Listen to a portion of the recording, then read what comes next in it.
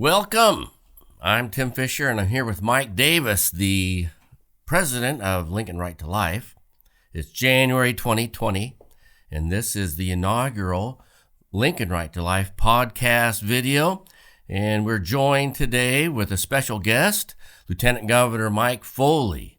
Welcome.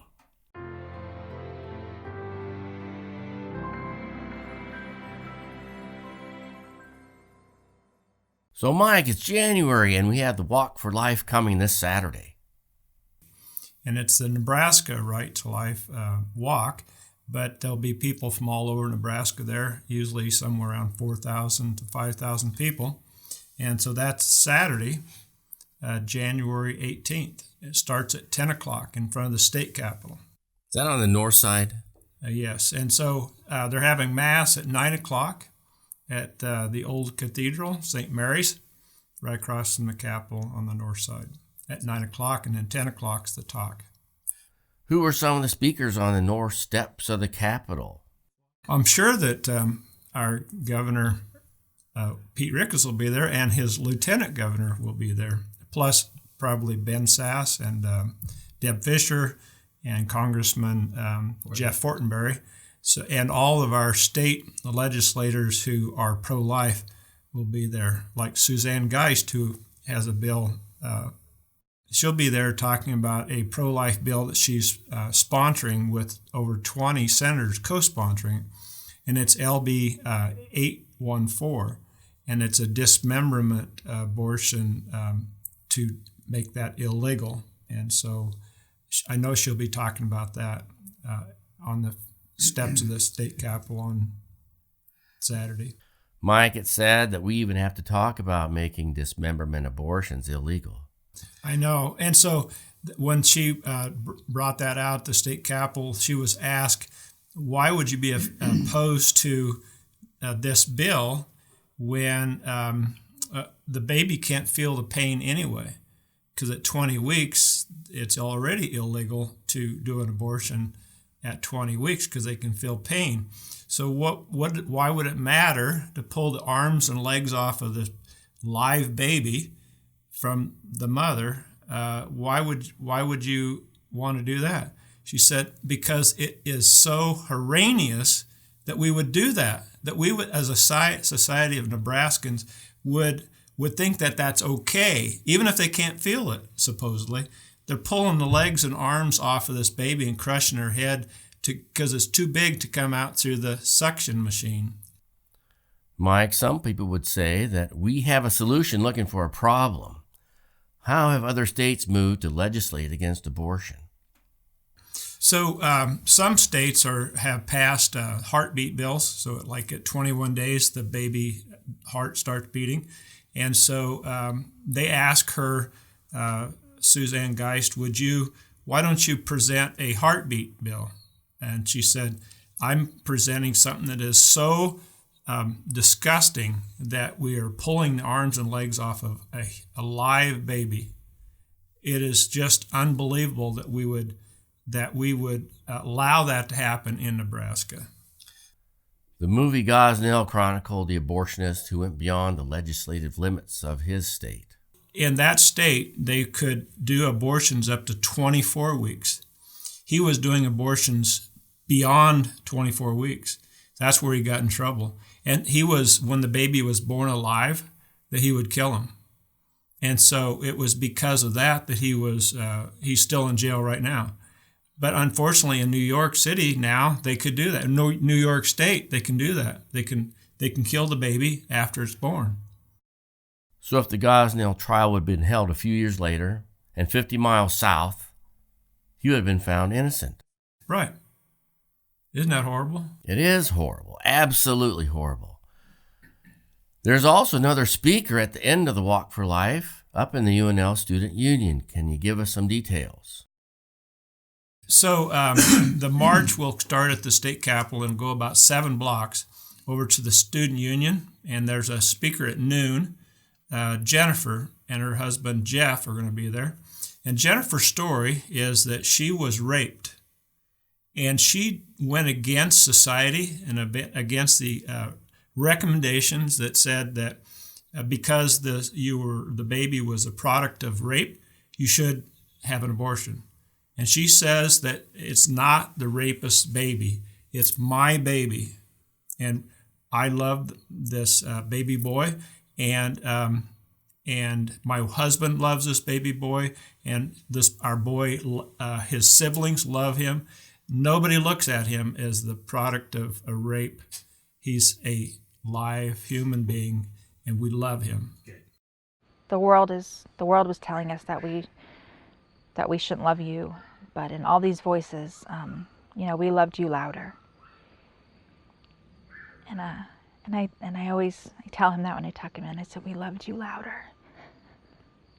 So when he has those doubts, when he finds out, he'll know that we loved him louder than all the negative voices and all the voices that told us that he shouldn't be here. But there's so much more love, and that's so much more powerful, because Christ is so much more powerful than anything evil. So much more powerful. And the messages of love and forgiveness and redemption and healing so permeate our whole life in ways that we never could have imagined. So now she has a beautiful little boy, and both her and her husband Jeff love this baby and couldn't ever imagine not having this baby in her life. Mike, you've just about wet your pants over another program that's coming to Lincoln. Can you tell us a little bit about that? Sure.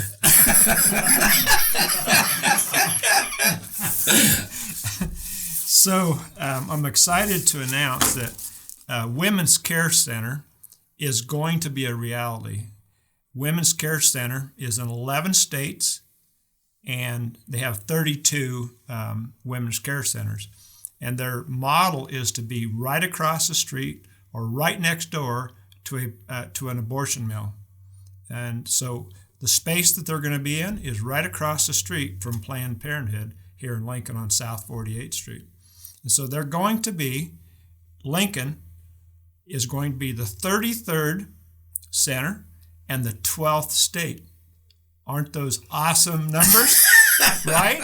We're the 12th state and we're the 33rd center. And it's going to be a reality.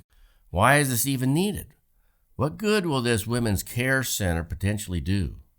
Well, since we have abortions at Planned Parenthood, and Women's Care Center has been effectively able to reduce the number of abortions in the very first year, their average is 29% reduction in abortions. So last year, there were 618 abortions at Planned Parenthood on South 48th Street, and 29% would be roughly 200 babies saved. So I think this is a big deal. So we have been for over a year working on getting a women's care center into Lincoln, Nebraska, and it would be right across the street from Planned Parenthood. And it's in the building that the Lincoln Right to Life has leased for the last 2 years. And it would be a perfect site for Women's Care Center to take over that part of the building. And so we have just found out yesterday that Women's Care Center will sign a 15-year lease to make that be their home. And they also need, to make that reality come true, is they need about $200,000 to do a renovation to make it a women's care center. And the Knights of Columbus are going to buy a ultrasound machine that costs $35,000. And so the Knights of Columbus will be have an investment in this mission, and so they'll need ongoing support every year, and they'll need their plans are to have 3 full-time employees there that are RNs and or what's it called when you can read ultrasound, do ultrasound? Ultrasound technology. Yeah, so they're an ultrasound technician, and they can counsel women to choose life instead of going across the street and having an abortion. So what other services are they going to provide? So they're going to do free ultrasounds and free pregnancy tests, and their advertisement is walk-ins are welcome. So if somebody, let's say the woman was coming to Planned Parenthood for an abortion, and one of the things happens is a wrong door. And it happens now when we're setting up for Mass on Tuesdays. People will show up and they'll ask me, is this Planned Parenthood? And I have to tell them no. And they say, where's it at? And I won't tell them that it's across the street, but it's wrong door. And so when they walk in, is this Planned Parenthood? They say, no, but come on in, we'll help you. Why were you coming to Planned Parenthood? Well, I'm pregnant and I want an abortion. Well, do you know you have a viable baby? We can see with a free ultrasound, we'll look at, is this baby, does it have a heartbeat? And we will see how far along you are. We can tell you exactly, and you can see your child in the ultrasound. And so they're able to get them to not even show up for their abortion because of the wrong door. And so that's why it's important for them to be right there. Right to Life groups have been chastised in words similar to, you all want the baby to be born, but you do nothing for the mother and the baby after the baby's born. Does this group provide any further services to mothers beyond the birth of the child? They help through the pregnancy and through the delivery, and then they help after the baby's born, up to 2 years after, and they put on parenting classes, and the mothers who attend these classes then will earn coupons to be able to buy clothes and shop in their, everything's brand new, so they get cribs and strollers and car seats and clothes and diapers and formula. They get help up through the first 2 years. And so the repeat, part of the thing that they advertise is that when women come there to get help, they're so satisfied with that help that they tell their friends, they tell everybody. So if anybody says, I have an unexpected pregnancy, what should I do? They recommend to go to the Women's Care Center. Is there any information that people can obtain to assist in this particular mission? I'm glad you asked that. So there is a website you can go to, support womenscarecenter.org.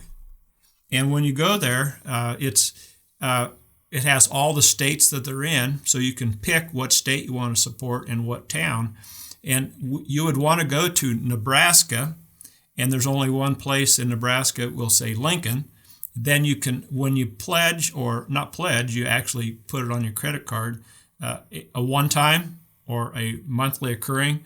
So I did it every month to take so much out of my checking account to pay to the Women's Care Center.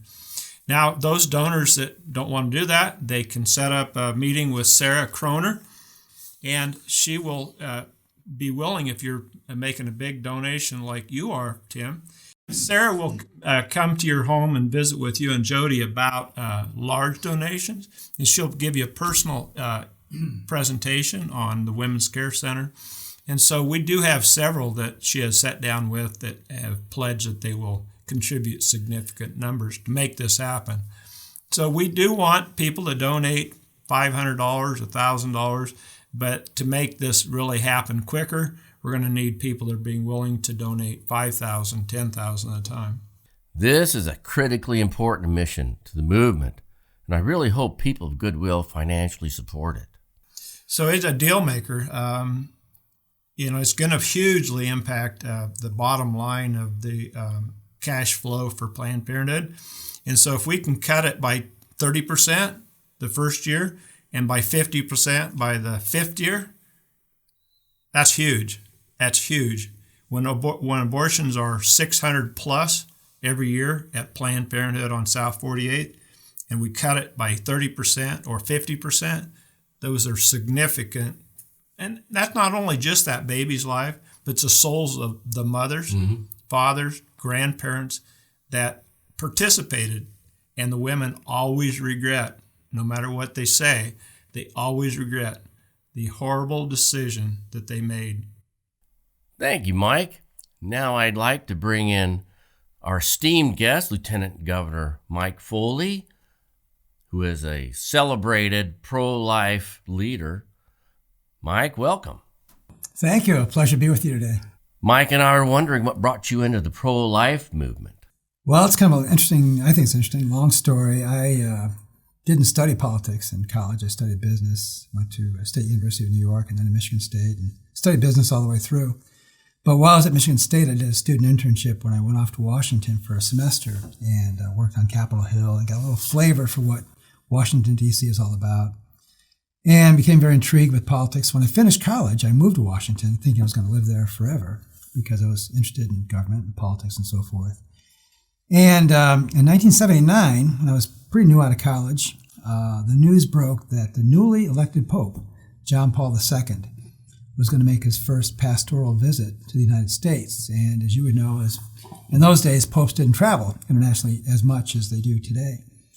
So there was great anticipation for this new Polish Pope coming to the United States and so forth. And he arrived in Boston, I think it was, New York, Philadelphia, Chicago, Des Moines, and then finished up his trip with a 2-day stopover in Washington, D.C., where I was living. And President Jimmy Carter was in the office at the time, and he arranged for a very elaborate, exclusive reception for Pope John Paul II at the White House. And the major national news magazines reported that the tickets, the invitations for that White House reception were the most highly sought-after invitation in the 200-year history of the White House. And I was not on the list. But anyway, the following day, he celebrated Mass out on the Washington Mall. There was several 100,000 people at the Mass. And Pope John Paul, as you recall, had such a powerful voice for the cause of life. And during his homily at that Mass, he said that when the dignity of human life comes under attack, we will stand up and declare that no one ever has the authority to destroy unborn human life. And he went on to say that when a child is looked upon merely as a burden or as a means to satisfy an emotional need, we will stand up and declare that every child is a unique and unrepeatable gift from God with a right to a loving family. Anyway, it was a very, very powerful homily that really touched my heart. So I began to think more deeply about his words and his challenge to us. And I thought, when he says we will stand up, who's he talking to? Is he talking to all those priests and bishops and nuns who were in attendance at that Mass that day? And to some extent, he was. But more directly, he was speaking to the Catholic laity of the United States. And in essence, what he was saying was, look, when they start killing babies, I expect you to stand up. I expect you to speak out. I expect you to at least try, do something to stop this. So I began great interest in the pro-life cause and started reaching out to one of the pro-life organizations in Washington, a group called the March for Life, which puts on the big annual march in Washington, D.C., and became affiliated with that group, eventually became the treasurer and on their board and so forth, and became very involved in the pro-life cause.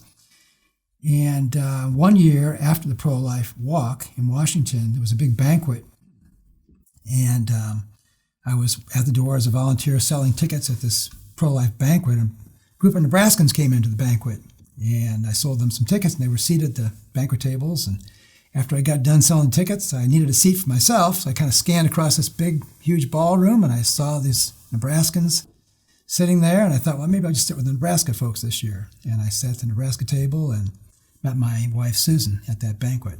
And the day after the March for Life, she was back in Nebraska, and I had the box of ticket stubs, and I was trying to find this woman named Susan from Nebraska. That's all I knew. Anyway, I tracked her down, probably be called stalking today, but I tracked her down, and it was a long-distance romance for a number of years. And Susan's a nurse, and she eventually moved to Washington, D.C., got a job working for Congress on Capitol Hill as part of the medical team serving Congress, and we continued our relationship, got married.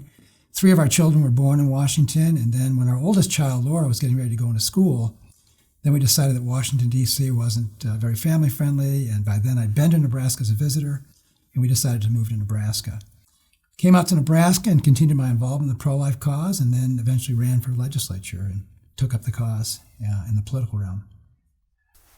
Do you see any problems with our country as far as the political environment is? Well, the country is just very, very deeply polarized right today over a number of political issues. But I think the root of it is abortion. I think that's the core issue that is dividing Americans. Interestingly, just last week, CNN, a major national media powerhouse in the United States, is put in a position where they now have to file or make a very substantial financial settlement to a guy named Nick Sandmann. Nick Sandmann was a high school kid. He came to the March for Life in Washington last year, and he and some of his buddies were wearing Make America Great Again hats. They're obviously conservative, pro-life, Catholic kids who support Donald Trump, and they were waiting for their bus to return back to Kentucky. And they were assaulted verbally by some counter-protesters. And the news media spun that story to make it sound like Nick Sandmann was the bad guy. And he was a perfect foil for the National Press Corps. He was white, he was Catholic, he was conservative, he's pro-Trump. And so they made him out to be the bad guy. And they completely distorted the news account of what happened that day. When the full truth came out on that story, CNN and Washington Post and these other major national media outlets are very much embarrassed. They're now facing serious lawsuits. And CNN is the first domino to fall. They're having to make this financial settlement to Nick Sandmann, and I think Washington Post will be next. And it's all about abortion, about the National Press Corps trying to distort this abortion issue and trying to paint pro-lifers as evil and ugly people, when in fact we're simply standing up for the rights of someone who can't speak for themselves, unborn children. You say the country's polarized. Do you see movement toward or away the pro-life position? Well, I do, because young people are really embracing the truth of the humanity of the unborn child. They're not being swayed by media. They're growing up in a completely different era. Young people today don't even read newspapers. Everything they do is online, and there's access to so much information. And they can recognize fake news when they see it, and they're searching for truth. And as they search for truth, particularly on a difficult question like this, they're being convinced of the humanity of the unborn child, and they are embracing the pro-life cause, which is, of course, a cause of great consternation for the abortion lobby, because they're seeing young people embracing the pro-life movement. If you go to the March for Life in Washington, D.C., or our Walks for Life here in Lincoln every year, it's a younger and younger and a larger and larger crowd.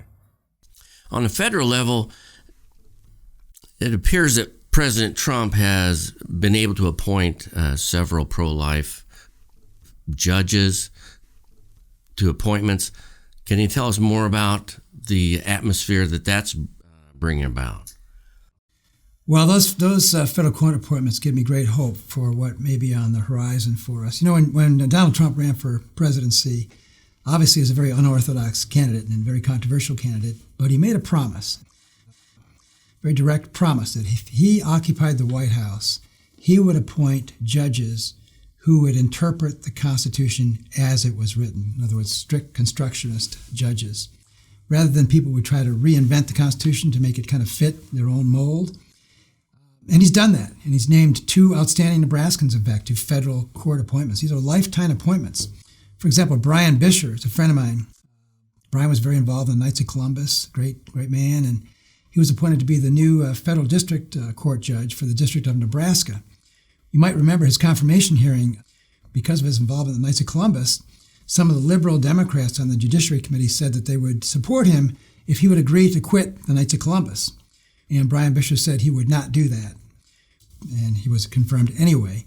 But it just shows the kind of religious intolerance that's at play against people trying to infringe on their religious liberties to be involved in a great organization like the Knights of Columbus. Another great appointment was Steve Graz, who's been now confirmed to the 8th Circuit Court of Appeals, which is the circuit that covers Nebraska and surrounding states. The 8th Circuit Court of Appeals is the level of court just below the U.S. Supreme Court. So these are very, very important appointments. And the Supreme Court justices are huge. Trump has already named 2 justices, Justice Gorsuch and Justice Kavanaugh. So the composition of that court, U.S. Supreme Court, 9 members, has now shifted. And there's a very, very critically important case that's pending before the U.S. Supreme Court today. And that case is called June Medical Services versus G. G is spelled G-E-E.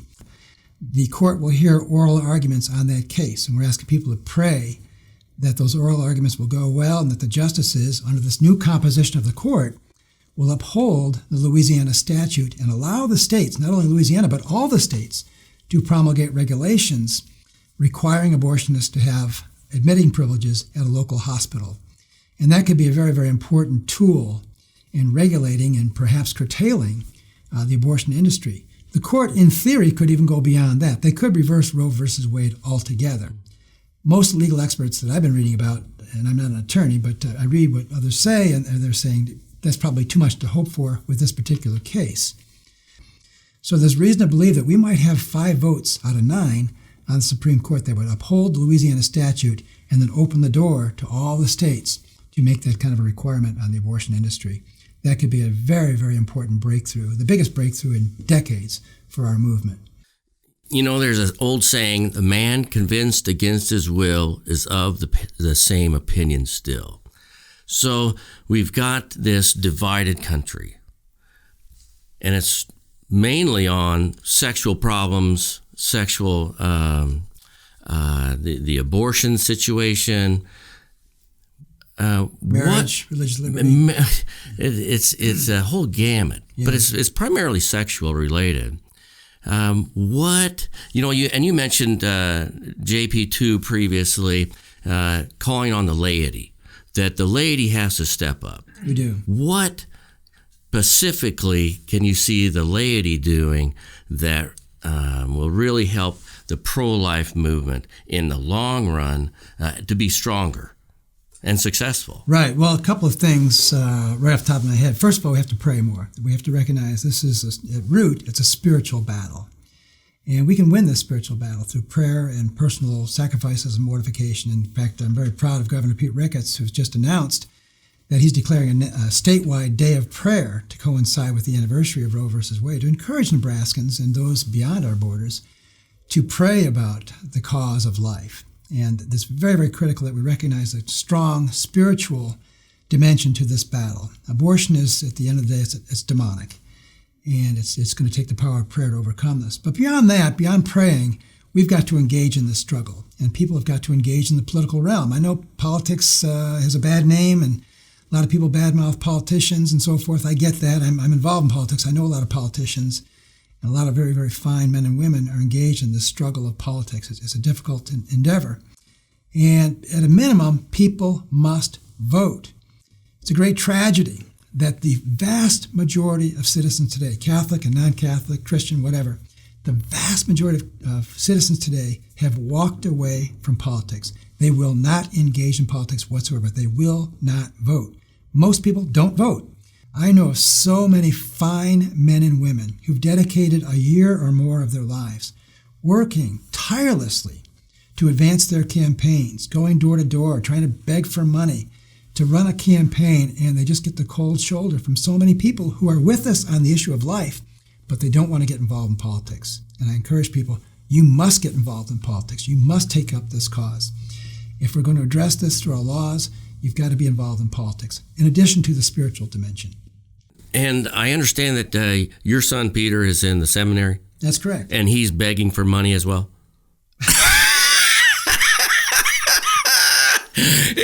Well, he's being trained to beg for money. He's only in his second year. Yeah, we're on the second year. But I've got 3 daughters as well. And one of my daughters was in Focus, and of course they've got to beg for money to support themselves through their ministry. My daughter Marie is now up at North Dakota State University. She's a Focus missionary. And Elizabeth, my third daughter, is probably going to be coming to you. She wants to be a Focus missionary as well, and she'll be out begging. So that, and just like Mike was saying earlier, with his fine work at Lincoln Right to Life and this wellness, this new women's care center, you've got to go out and beg for the money to get it done. And when you know that the cause is worth begging for, you are just like a salesman. If you believe in your product, right, you can sell what you're selling. Right. And so Women's Care Center, Focus Missionaries, the seminary at St. Greg's at Seward, these are causes that we know are right. And so we are not afraid to ask for money. That's right. Make it because happen. it's not self-serving. Right. It's for a greater We're cause. not doing it for us. We're Right. doing it for the greater cause. That's right. Thank you, Lieutenant Governor Foley, for joining Mike and I on this, the inaugural podcast of Lincoln Right to Life. This is a monthly podcast, and I'm Tim Fisher, filling in for your eventual host, Russ Barger, who will be with you in February. Remember that this Saturday is the Nebraska Walk for Life, which starts at 10 a.m. on the north side of the state capitol. I hope we have a huge crowd. May God bless us all.